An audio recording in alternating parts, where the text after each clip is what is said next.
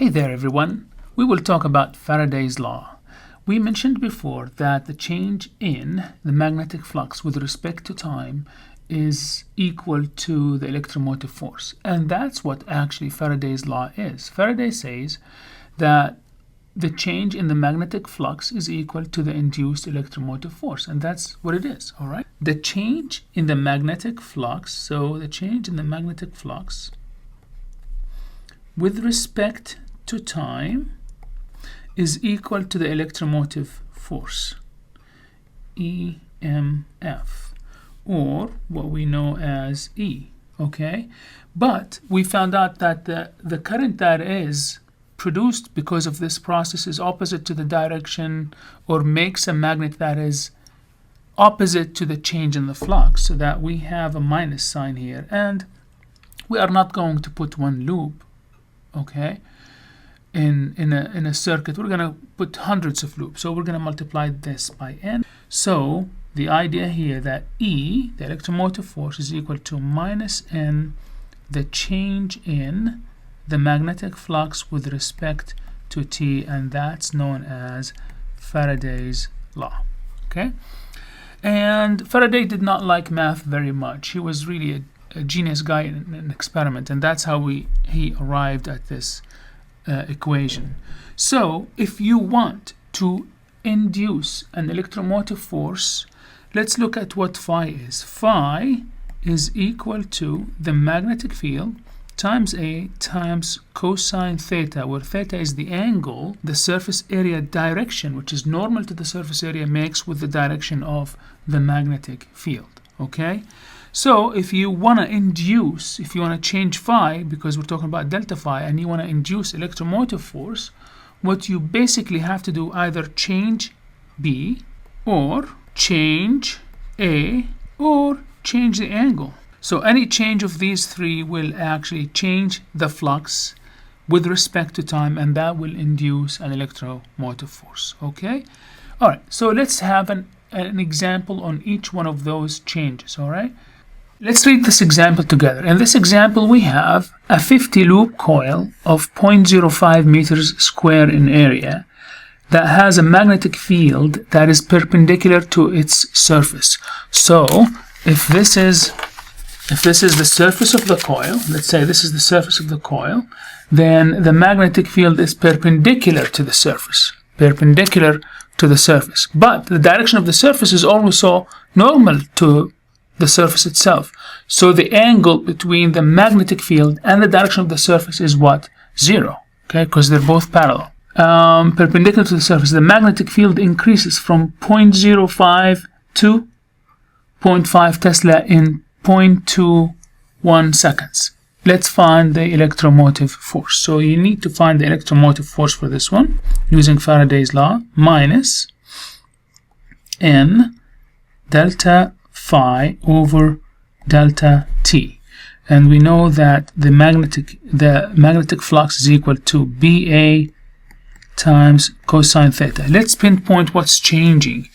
We have 50 loop 0.5 meters, so it doesn't look like the area is changing. Oh, okay, so the magnetic field is changing. If the magnetic field is changing, so the change in phi is equal to A cosine theta times B2 minus B1, and that's what delta phi is, because phi is equal to BA cosine theta. The change in phi is happening because the magnetic field is changing.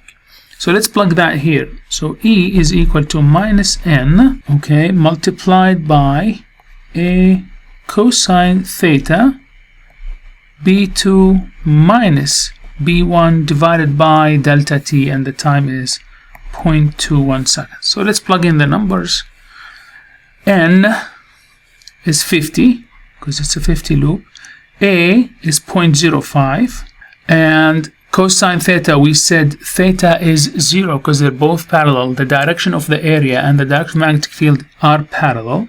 So cosine 0, and that comes to 1. Now B2 changes from 0.05 to 0.5, so we put 0.5 first because that's B2, minus 0.05, and we divide this whole thing by 0.21. And if we do this calculation, we are going to get the electromotive force to be equal to 5.35 volts. Okay? All right, so that's a good starting for this problem. Let's look at another problem. All right, let's look at this example. A square coil of 300 turns. So we have a square coil of 300 turns and a side of 0.5 length. So this is a coil like this. It has many loops, 300 of them. It's a square, so 0.5 meters times 0.5 meters.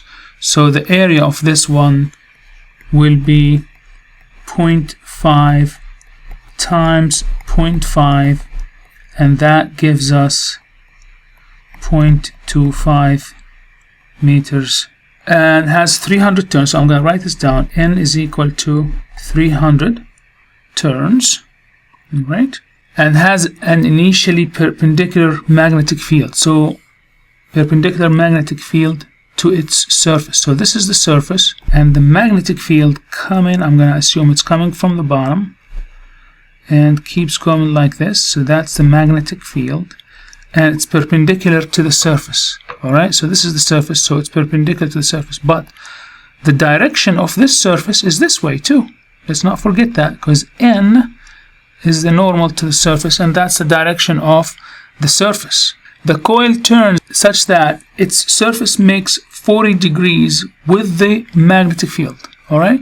Now, as we continue reading this problem, the coil turns such that its surface, so now this whole thing turns, okay? The surface now, instead of like having an angle that is 90 degrees with B, the surface, this whole thing turns, and the angle here between the surface and the magnetic field, so that's the surface and the magnetic field, is equal to what? 40 degrees. So it was 90 degrees first, then now it is 40 degrees. So the angle between the magnetic field and the normal is, so theta that we're looking for is equal to 90 minus 40 degrees, and that's 50 degrees. So that's the angle we want to use, because we are looking for the angle between the normal to the surface and the magnetic field, not the surface and the magnetic field, the normal to the surface and the magnetic field. Okay? All right, so what else is there? The time, this whole process happens in a time 0.005 seconds, and the magnetic field value is 1.5 Tesla. Let's find the induced EMF. E is equal to minus N, the change in the flux with respect to time. Now, the change in the flux, we know, is changing because of the angle is changing. So delta phi is equal to BA. So the angle is changing. I'm going to say cosine theta 2 minus cosine theta 1. So if we find that value, B is equal to 1.5, and the surface area we found it to be 0.25, and that should be multiplied by cosine theta 2. So theta 2 is the final angle, which is 50 degrees. So I'm going to say cosine 50 degrees minus the first angle is 0, so cosine 0. Okay, and now whatever that value is, put it here.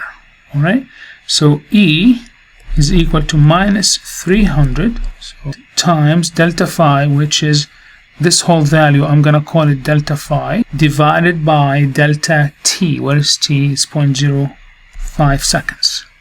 And if you do this calculation, you can get, if you do this calculation quickly, 8,370.3 volts. That's a lot of voltage here. Okay, and that makes sense because the coil has 300 loops. All right, so now let's go to the last problem. In this example, we have a circular 2 loop. So N is equal to 2, and it's a circular with radius that is equal to 0.15 meters because the radius is given by centimeters. We have to convert it to meters and radius. So we have a loop like this, okay, and it's two loops actually, and they are within the vicinity of a magnetic field, okay. So the magnetic field B is equal to 3 Tesla. This loop collapses, so this is the initial shape of it, and it collapses into like this. So it collapses into like zero area basically. So this is area 1 is equal to pi r square, and then it collapses to area 2 is equal to 0. This all happens within the vicinity of a magnetic field that is equal to B3 is equal to 3 Tesla.